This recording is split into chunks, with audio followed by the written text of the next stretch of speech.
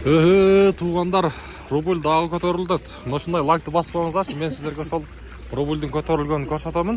Жалпыңыздарга ассаламу алейкум деймин. Урматтуу достор, ассаламу алейкум. Жалпы биздин Так маалымат каналыбыздын катталуучулары.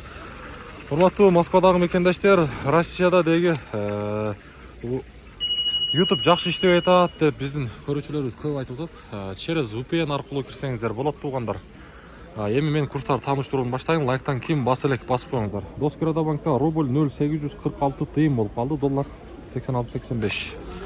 1000 рубльңиздар 846 сом болуп турат. Валютчиктерде акча алмаштыруучу жерде рубль 0,84 тыйын бул жакта, доллар 87,00 экен. Акча алмаштыруучу жерде дагы коммерциялык Кыргызстан банкта рубль 0,84 тыйын. Мындан караңыздарчы. Доскирада 86 коюптур. Жакшы.